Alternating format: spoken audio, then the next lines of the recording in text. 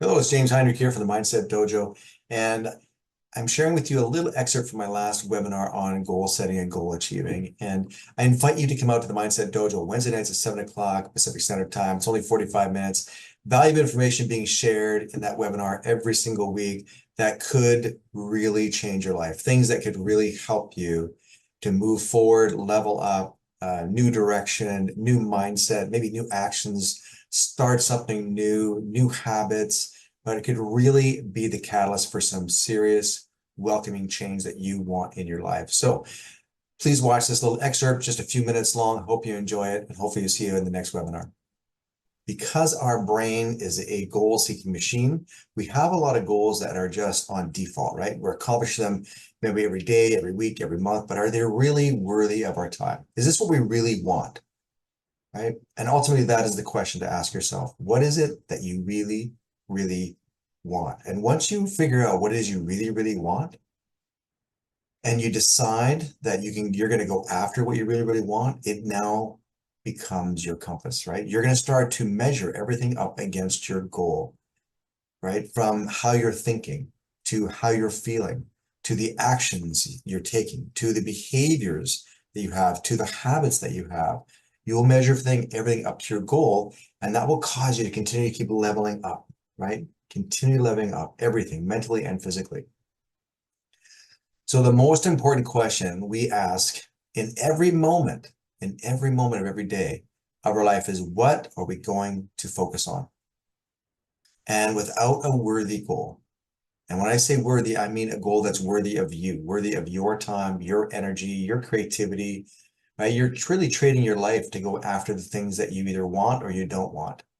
You can decide what you focus on, but that's what you're trading your life for, right?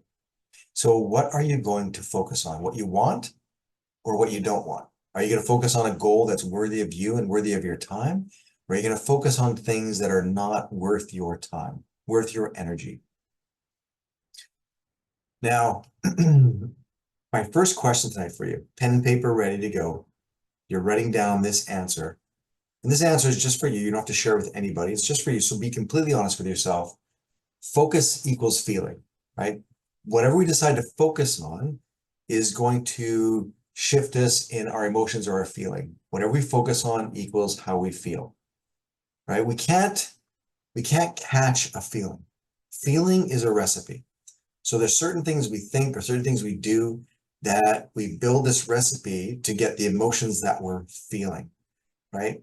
So when we focus on certain things, almost by default, we end up feeling a certain way. So if you're in a bad mood or feeling kind of negative or down, etc., really just ask yourself, what am I thinking? What have I gotten myself involved in when it comes to my thoughts and my thinking?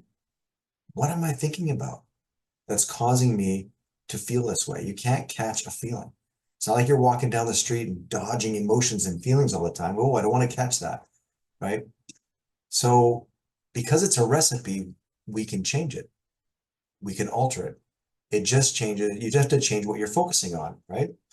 And honestly, 100% of all suffering, human suffering, is caused by the meaning that we give to the experiences that we have. I'll say that again, it's worth repeating. 100% of all suffering is because of the meaning that we give to the experiences that we're having or have had, right?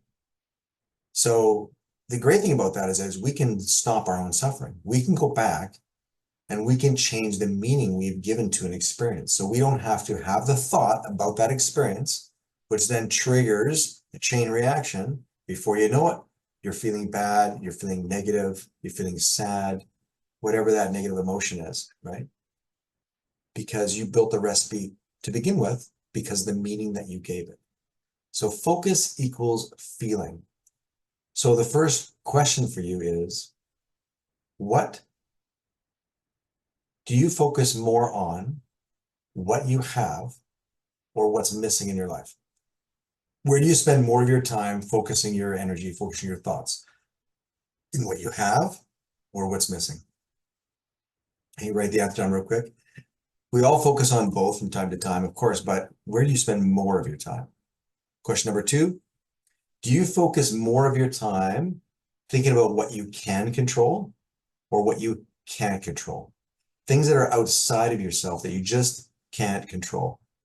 Do you spend more time focusing on that or things you can control, which are inside of you? Where do you spend more of your time? Number three, do you spend more time thinking about the past, present, or the future? Right. And there's no judgment in any of these questions. And we all spend time in all three, but where do you spend the majority or most of your time? Where do you spend more of your time? The past, present, or future? I heard a good saying once, which was, really don't think about the past unless you want to go there. So if you want to go there, the key word being want, then you can think of the past. Maybe you got some fond memories and things you want to think about, experiences that you had that are fantastic and great, etc. But if you don't want to go there, maybe it's something in your past you don't want to relive and keep thinking about, right? Then don't go there. Don't spend so much time in the past. Now, if you want to enjoy more, enjoyment, right? Joy, ultimately joy in your life, you spend more time in the present. And when you want to build a great future for yourself, you spend some time in the future. So ultimately, we want to kind of balance out the two and spend more time in the present and the future with a little bit of balancing between the two. So let's look at these questions when it comes to a little bit of equation, right?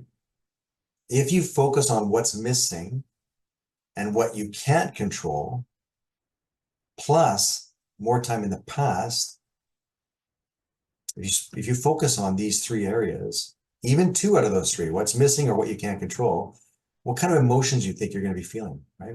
Where are you going to be when it comes to your mindset, your overall attitude? It's probably going to be something negative, right? It's not going to serve you, in other words. Now, if you stack it up against a goal, you think, okay, this is what I want to do. I want to achieve. I want to go here and I want to go there and I want to accomplish this. You got this big worthy goal that you're building for yourself, but you spend most of your time in the past and think about what's missing and things you can't control.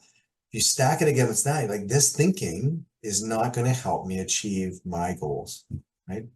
So in contrast, we spend more time in what you have plus what you can control, right? Stack it up to your goals because now your goal is your compass. You're going to spend more time in what you have.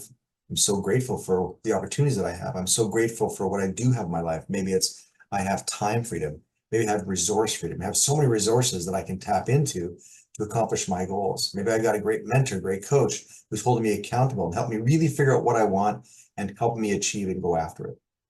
Right? So what you have, what you can control, which is your attitude. Your attitude is a combination of your thoughts, your feelings, and your actions.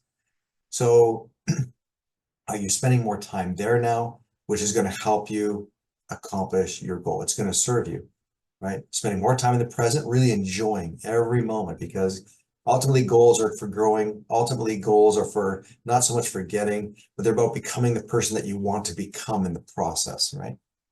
And of course, spending a little bit more time in the future because you're planning, right? You're visualizing the future that you're building for yourself and you're making plans. So a consciously chosen goal gives you something worthy to focus on. If you're spending more time in any of those negative type areas, what's missing or what's lacking, right? If you're spending more of your time in the past, if you're spending more time on what you can't control, right? These are not worthy of your time. These are not worthy of your thinking.